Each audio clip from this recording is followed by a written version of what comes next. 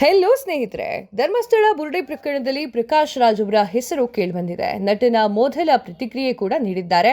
2 ದಿನ ಸಮಯವನ್ನ ಕೇಳಿದ್ದಾರೆ. ಧರ್ಮಸ್ಥಳದಲ್ಲಿ ನೂರಾರು ಶವಗಳನ್ನ ಹೂತು ಹಾಕಲಾಗಿದೆ ಎನ್ನುವಂತಹ ಕುರಿತು ದಾಖಲೆಯಾಗಿರುವಂತಹ ಪ್ರಕರಣದಲ್ಲಿ ಸದ್ಯ ಬಹುಭಾಷಾ ನಟ ಪ್ರಕಾಶ್ ರಾಜ್ ಅವರ ಹೆಸರು ತಳುಕು ಹಾಕಿಕೊಂಡಿದೆ. ಆರೋಪಿ ಚೆನ್ನಯ್ಯನೇ ಷಡ್ಯಂತ್ರಕ್ಕೆ ಸಂಬಂಧಪಟ್ಟಂತೆ ನಟ ಅವರ ಹೆಸರನ್ನ ವರದಿ ಮಾಡಲಾಗಿದೆ. ಸದ್ಯ ಈ ಬಗ್ಗೆ ಸ್ವತಃ ಪ್ರಕಾಶ್ ರಾಜ್ ಅವರೇ ಪ್ರತಿಕ್ರಿಯೆಯನ್ನ ನೀಡಿದ್ದಾರೆ. ಶುಕ್ರವಾರ ಟ್ವೀಟ್ ಮಾಡ್ತಾರೆ ಅವರು. ಎಲ್ರಿಗೂ ನಮಸ್ಕಾರ. ಮಾಧ್ಯಮಗಳಲ್ಲಿ, ಸಾಮಾಜಿಕ ಜಾಲತಾಣದಲ್ಲಿ ಧರ್ಮಸ್ಥಳದ ಪ್ರಕರಣದ ಕುರಿತಂತೆ ನನ್ನ ಬಗ್ಗೆ ಹಲವು ಸುದ್ದಿಗಳು ಸ್ಪಷ್ಟವಾಗ್ತಾ ಇದೆ. ನನ್ನ ಗಮನಕ್ಕೆ ಬಂದಿದೆ.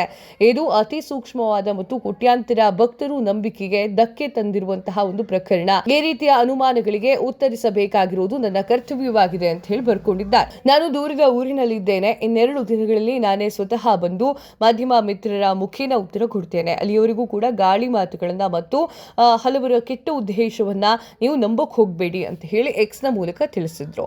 ನಟ ಪ್ರಕಾಶ್ ರಾಜ್ ಅವರ ಮೇಲೆ ಆರೋಪ ಏನ್ ಬಂದಿದೆ ಅಂತ ನೋಡುವುದಾದ್ರೆ, ತನ್ನನ್ನ ದಾಳವಾಗಿ ಬಳಕೆ ಮಾಡಿಕೊಂಡು ಧರ್ಮಸ್ಥಳದ ಘನತೆಗೆ ಧಕ್ಕೆ ತರಲಿಕ್ಕೆ ಸಂಚನ ರೂಪಿಸಲಾಗಿತ್ತು ಅಂತ ಹೇಳಿ ಅರ್ಜಿದಾರ ಚೆನ್ನಯ್ಯ ಉಲ್ಲೇಖವನ್ನ ಮಾಡಿದ್ದ.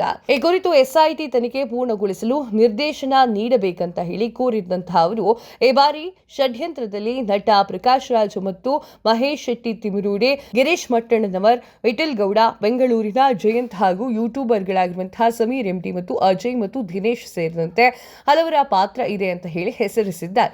ಸಮೀರ್ ಎಂಡಿ, ಅಜಯ್ ಮತ್ತು ಹಲವು ಯೂಟ್ಯೂಬ್ ಚಾನೆಲ್ಗಳು ಅವರು ಸೂಚಿಸಿದಂತೆ ಹೇಳಿಕೆಯ ರೆಕಾರ್ಡ್ ಮಾಡಲಾಗಿತ್ತು. ತಲೆಬುರುಡೆಯಿಂದ ನೀಡಿ ಪೊಲೀಸರಿಗೆ ದೂರನ್ನ ಕೊಟ್ಟು ಬಳಿಕ ಕೇರಳದ ರೆಸಾರ್ಟ್ಗೆ ಕರೆದುಕೊಂಡು ಹೋಗಿದ್ರು. ಅಲ್ಲಿ ನಟ ಪ್ರಕಾಶ್ ರೈಗೆ ಕರೆಯನ್ನ ಮಾಡಿ ಫೋನ್ ಮಾಡಿದ್ರು. ಪ್ರಕಾಶ್ ರಾಜ್ ತಮಿಳಿನಲ್ಲಿ ಮಾತನಾಡಿ ಮಟ್ಟಣ್ಣನವರು ಹೇಳಿಕೊಟ್ಟಂತೆ ಹೇಳಿಕೆಯನ್ನ ನೀಡಬೇಕು ಅಂತ ಹೇಳಿದ್ರು ಅಂತ ಹೇಳಿ ಚಿನ್ನಯ್ಯ ಹೇಳಿದ್ರು. ಆ ಒಂದು ಕಾರಣಕ್ಕೆ ಈಗ ಪ್ರಕಾಶ್ ರೈ ಅವರ ಹೆಸರು ಕೂಡ ಕೇಳಿ ಬರ್ತಾ ಇದೆ. ನಿಮ್ಗೆ ಏನನ್ಸುತ್ತೆ ಕಮೆಂಟ್ ಮಾಡಿ ತಿಳಿಸಿ. ಧನ್ಯವಾದಗಳು. ಸಪೋರ್ಟ್ ಮಾಡಿ.